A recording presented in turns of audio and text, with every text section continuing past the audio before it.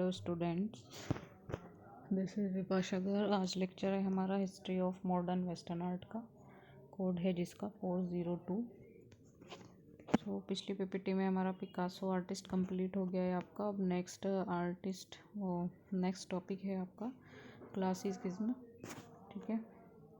शास्त्रीयतावाद एक ऐसी शक्ति है जो अक्सर मध्यकालीन यूरोपीय प्रभावित परंपराओं में मौजूद होती है। यानी शास्त्रीयतावाद के बारे में बताया है कि एक ऐसी शक्ति है जो अक्सर मध्यकालीन यूरोपीय और जो यूरोपीय प्रभावित जो परंपराएं हैं, है ना, मध्यकालीन यूरोपीय और जो उससे प्रभावित परंपराएं हैं वो उसमें मौजूद होती है। शास्त्रीयवाद दर्शन की एक विशिष्ट शैली है। जो शास्त्रीयवाद दर्शन है उसकी एक विशिष्ट शैली है जो साहित्य, वास्तुकला, कला और संगीत में खुद को अभिव्यक्त करता है ना। जो शास्त्रीयवाद है वो दर्शन की एक विशिष्ट शैली है जो साहित्य, वास्तुकला, कला और संगीत में खुद को अभिव्यक्त करता है, जिसमें प्राचीन ग्रीक और रोमन स्रोत हैं और समाज पर जोर दिया गया है ना। जिसमें प्राचीन ग्रीक और रोमन स्रोत हैं और समाज पर जोर दिया गया है। यह विशेष रूप से प्रबुद्धता के युग के नवशास्त्रवाद में व्यक्त किया गया था। ठीक है। तो ये जो साहित्य, वास्तुकला, कला और संगीत इसमें खुद को अभिव्यक्त करता है। उसके बाद बताया इसने कि जिसमें प्राचीन ग्रीक और रोमन स्रोत हैं और समाज पर जोर दिया गया है। यह विशेष रूप से प्रबुद्धता के युग के नवशास्त्रीयवाद में व्यक्त किया गया था। कला में आमतौर पर एक शास्त्रीय कला के लिए एक उच्च सम्मान को संदर्भित करता है। मतलब आमतौर पर जो एक शास्त्रीय काल है उसके लिए एक उच्च सम्मान को संदर्भित करता है। अपने शुद्धतम रूप में क्लासिकवाद प्राचीन ग्रीस और रोम की संस्कृति, कला और साहित्य पर आधारित सिद्धांतों पर आधारित एक सौंदर्यवादी दृष्टिकोण है जिसमें रूप, सादगी, अनुपात, संरचना की स्पष्टता, पूर्णतया, संयमित भावना, साथ ही स्पष्ट पर जोर दिया गया है। ठीक है। तो इसमें बताया कि इन्होंने अपने शुद्धतम रूप में क्लासिकवाद जो है वो प्राचीन ग्रीस यानी पुरानी ग्रीस और रोम की संस्कृति और कला और साहित्य पर आधारित सिद्धांतों पर आधारित, मतलब कला और साहित्य इन पर आधारित जो सिद्धांतों पर आधारित है एक सौंदर्यवादी दृष्टिकोण है जिसमें रूप, सादगी, अनुपात, संरचना की स्पष्टता, पूर्णता, संयमित भावना, साथ ही स्पष्ट पर जोर दिया गया है। ठीक है। ये छोटा सा ही मैंने बताया है आपको टॉपिक, आप इतना ही कर लेना। ये शॉर्ट क्वेश्चन में ही आएगा अगर आता है तो, बस इतना ही आप लर्न करना इसके बारे में। नेक्स्ट आपका ये जो क्लासिकल है इसी में है आपका ये आर्टिस्ट। जैसे हर सबके वाद होते हैं, सबके अलग अलग आर्टिस्ट होते हैं। तो क्लासिकल में आपके दो आर्टिस्ट हैं। इसमें एक पहला है आपका ओसिप जेटकिन।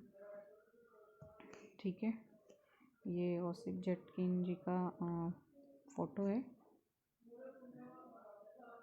और इनका जो जन्म हुआ था वो 14 जुलाई 1890 में हुआ था और इनकी जो मृत्यु हुई थी वो 25 नवंबर 1967 में हुई थी।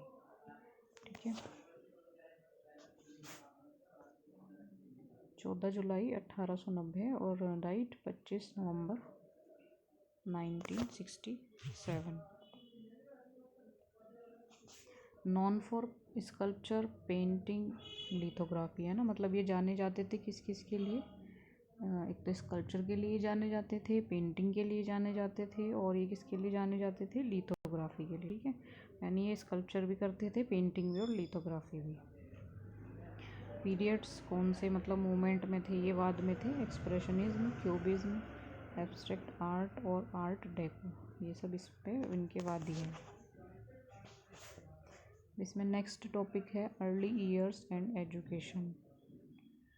जेटकिन का जन्म 28 जनवरी 1888 को योसेल एरोनोविच पोटसटकिन के रूप में रूसी साम्राज्य, अब बेलारूस के हिस्से, यानी जो ये रूसी साम्राज्य अब ये बेलारूस में हो गया है ना, के हिस्से विट्सेवस्क शहर में हुआ था। जो मतलब जेटकिन का जन्म 28 जनवरी 1888 को योसेल एरोनोविच रेजिडेंट के रूप में रूसी साम्राज्य के हिस्से विन्सेबस्क शहर में हुआ था।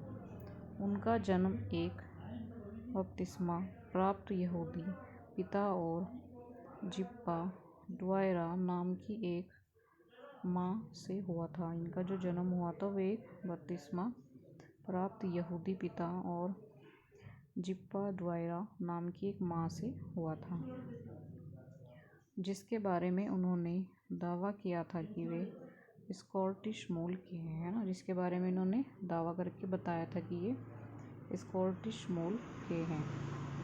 ओसिप के 5 भाई बहन थे, बहनें मीरा, रोज़ा और फार्निया और भाई मार्क और मूसा। ठीक है, तो इनका जन्म हुआ था बपतिस्मा प्राप्त यहूदी पिता और जिप्पा ड्वायर नाम की एक माँ से हुआ था, जिसके बारे में इन्होंने दावा किया था कि ये स्कॉटिश मूल के हैं। और जो ओसिप जी थे उनके 5 बहन भाई थे, उसमें बहनें मीरा, रोज़ा और फार्निया और भाई मार्क और मूसा, यानी इनके बहन भाई का इसमें नाम भी बताया है।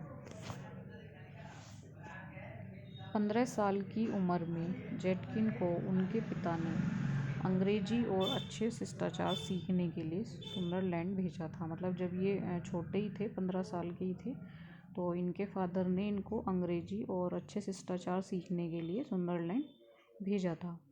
इसके बाद वे लंदन चले गए और रीजेंट स्ट्रीट पॉलिटेक्निक में पाठों में भाग लिया, जहां उन्होंने शिक्षकों को बहुत रूढ़िवादी माना। ठीक है, तो जब उन्होंने वहां भेज दिया उसके बाद वे कहाँ पे गए थे? लंदन में। उसके बाद उन्होंने रीजेंट स्ट्रीट पॉलिटेक्निक में पाठों में भाग लिया, जहां उन्होंने शिक्षकों को बहुत रूढ़िवादी माना। ठीक है, पॉलिटेक्निक में उन्होंने पाठों में भाग लिया था और वहाँ पे उन्होंने शिक्षकों को बहुत रूढ़िवादी माना।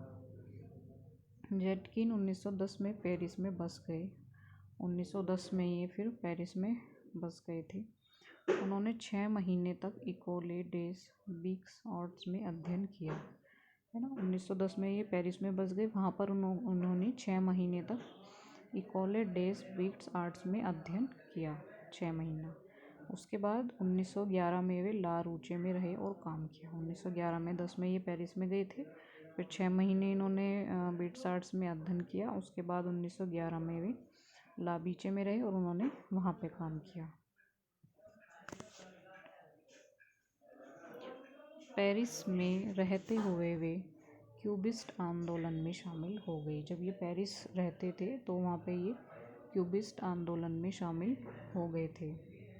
1914 से 1925 तक क्यूबिस्ट मुहावरे में काम करते हुए बाद में उन्होंने अपनी खुद की शैली विकसित की, जो अफ्रीकी और ग्रीक कला से प्रभावित थी। ठीक, तो जब ये पेरिस में रहते थे वहाँ पे क्यूबिस्ट आंदोलन में शामिल हो गए थे। उसके बाद 1914 से 1925 तक क्यूबिस्ट मुहावरे में काम करते हुए, मतलब 1914 से 1925 तक क्यूबिस्ट मुहावरे में काम करते हुए ये शामिल हुए थे आंदोलन में। बाद में उन्होंने अपनी खुद की शैली विकसित की। बाद में इन्होंने मतलब अपनी खुद की ही शैली विकसित की थी, जो अफ्रीकी और ग्रीक कला से प्रभावित थी, अफ्रीकी और ग्रीक कला से प्रभावित हुई थी। पर्सनल लाइफ है। ओसिप जेटकिन एक बेलारूसी मूल के फ्रांसीसी प्राकृतिक कलाकार थे। मतलब ये मूल के फ्रांसीसी प्राकृतिक कलाकार थे।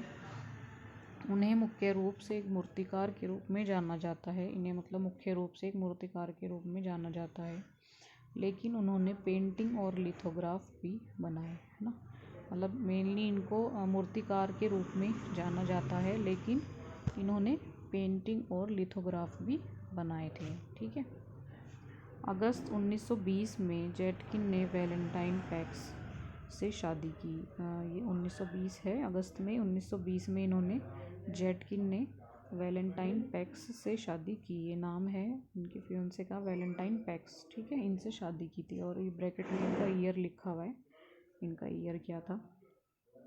ठीक है, तो ये पेंटिंग्स और लिथोग्राफ के लिए भी जाने जाते थे। 1920 में इन्होंने शादी की थी वैलेंटाइन पैक्स से, जो सिसिली और फ्रांसीसी कैटलन वंश के अजीलिया में जन्मे चित्रकार थे, है ना। जो सिसिली और फ्रांसीसी कैटलन वंश के अजीलिया में जन्मे चित्रकार थे। एक्स और जेड की इनकी कोई संतान नहीं थी, यानी इनकी कोई भी संतान नहीं हुई थी। आज की वीडियो में इतना ही है, फिर नेक्स्ट आगे डिस्कस करेंगे।